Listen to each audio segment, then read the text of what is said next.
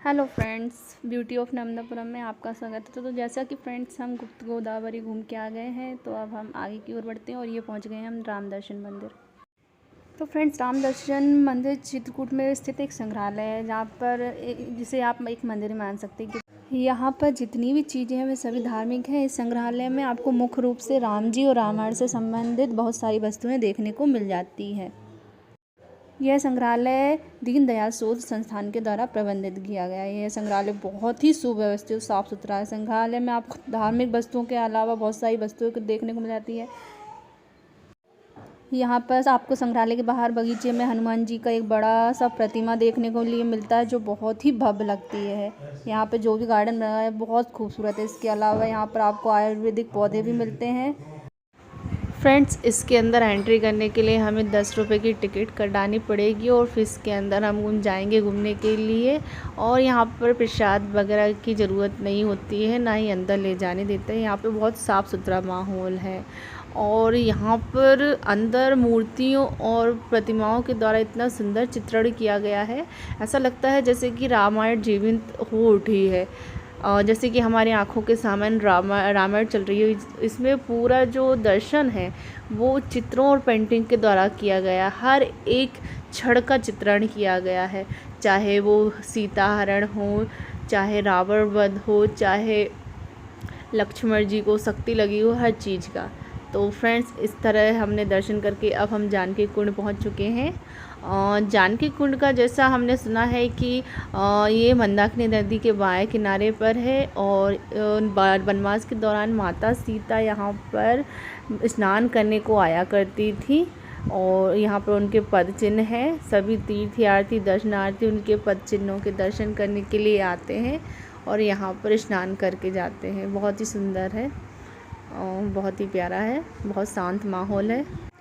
तो चलिए अब चलते हैं। और ये देखिए, ऊपर से हमें हनुमान धारा दिख रही है, जो कि काफ़ी ऊपर है। यहाँ पर भी जाएंगे। वैसे सभी जगह मोबाइल अलाउ नहीं है।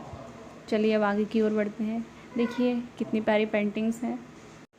इस तरह आपको रास्ते में जगतगुरु रामभद्राचार्य द्वारा स्थापित एक संस्था मिलेगी, जो कि दिव्यांगों को समर्पित है। ये एकमात्र विश्वविद्यालय है। यहाँ दिव्यांग व्यक्तियों को उच्च और व्यावसायिक शिक्षा प्रदान की जाती है। तो फ्रेंड्स, इस तरह आगे बढ़ रहे हैं और यहाँ पे एक नेत्रालय है। स्वामी रणछोड़ जी महाराज जानकी कुंड चित्रकूट, जहाँ पर नेत्रों का इलाज होता है और बहुत ही इलाज अच्छा होता है। यहाँ पर बाहर से दूर दूर से लोग यहाँ पर अपनी आँखों का इलाज करवाने आते हैं, जो कि बहुत प्रसिद्ध है। ये श्री सद्गुरु सेवा संघ ट्रस्ट द्वारा संस्थापक परम पूज्य रणछोड़ दास जी महाराज हैं। चलिए फ्रेंड्स, अब हम आगे बढ़ते हैं भरतकूप की ओर।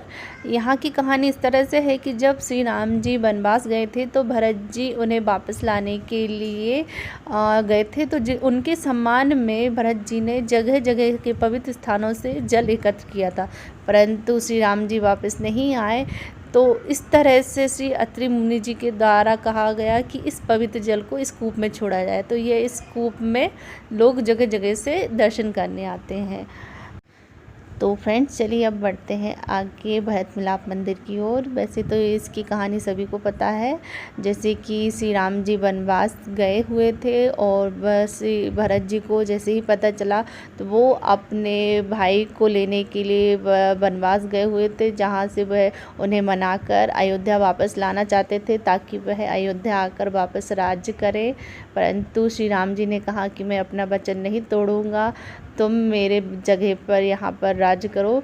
तो इस तरह का ये जो दृश्य था बहुत ही मनोरम था और बहुत ही प्रिय था। और इस तरह से भरत जी उन श्री राम जी की चरण पादुका लेकर अयोध्या की ओर वापस लौटते हैं और उनके संरक्षण में वहाँ पर राज्य करते हैं। तो यह जो दृश्य बहुत ही प्यारा है रामायण का। यहाँ पर सभी के नेत्रों में आंसू भर आते हैं। और अब चलते हैं हम हनुमान धारा की ओर। तो जैसे कि मैंने बताया है कि कहीं पर भी वीडियो वगैरह अलाउ नहीं है। ये हनुमान धारा है। हनुमान धारा के बारे में कहा जाता है कि जब हनुमान जी ने लंका पर आग लगाई थी तो उनकी पूंछ में जो आग लगी थी उसकी जलन शांत नहीं हुई थी, और इसकी जलन शांत करने के लिए हनुमान जी राम जी के पास गए तो राम जी ने उन्हें चित्रकूट की जगह के बारे में बताया और कहा आप वहाँ जाइए, वहाँ की जल की एक धारा निकलेगी जिससे आपकी यह जलन शांत होगी। तब हनुमान जी यहाँ पर आए और पहाड़ों से एक जलधारा फूट पड़ी और हनुमान जी की जलन शांत हो गई। तब से इस जगह को हनुमान धारा के नाम से जाना जाता है। यहाँ पर प्रवेश सीढ़ियों के द्वारा करेंगे तो आपको सीढ़ियों में एक प्रवेश द्वार बना है। सीढ़ियों की एक तरफ हनुमान जी की मूर्ति देखने को मिलेगी, दूसरी तरफ गणेश जी की मूर्ति देखने को मिलेगी, और थोड़ा सा ऊपर जाएंगे तो एक हनुमान जी का मंदिर देखने को मिलेगा। यहाँ पर आप हनुमान जी के दर्शन करेंगे और फिर इसके बाद जब आप ऊपर जाएंगे तो यहाँ पर आपको श्री राम जी, लक्ष्मण जी और सीता जी की भव्य मूर्तियाँ देखने को मिलती है। यहाँ से आपको नीचे का दृश्य भी देखने को मिलता है जो बहुत ही मनोरम होता है। आप सीढ़ियों से ऊपर जाएंगे तो आपको यहाँ पर हनुमान जी का मंदिर देखने को मिलेगा। हनुमान धारा में हनुमान जी का मुख्य मंदिर, और हनुमान जी के मंदिर के नीचे ही आपको एक जलधारा देखने को मिलेगी। यह जल पहाड़ों से निकल कर आता है और यह जल कुंड में गिरता है। और इस तरह से अब आगे बढ़ते हैं। हमें चित्रकूट बहुत ही प्यारा लगा, बहुत ही अच्छा लगा, तो इसलिए ये आई लव चित्रकूट का ये देखिए कितना प्यारा है। चलिए फ्रेंड्स, अब हम चित्रकूट को बाय बाय कहते हैं और हम निकलते हैं मानिकपुर जंक्शन की ओर, जहाँ से हमें अपनी ट्रेन मिलेगी। हम आ गए हैं मानिकपुर जंक्शन। तो फ्रेंड्स, हमारा चित्रकूट का सफ़र आपको कैसा लगा? अच्छा लगा हो तो लाइक ज़रूर कीजिएगा, शेयर कीजिएगा, और सब्सक्राइब नहीं किया है तो सब्सक्राइब ज़रूर कीजिएगा। और इसी के साथ बेल आइकन दबाना मत भूलिए ताकि आपको हमारी नेक्स्ट वीडियो देखने के लिए मिले। तब तक के लिए बाय बाय।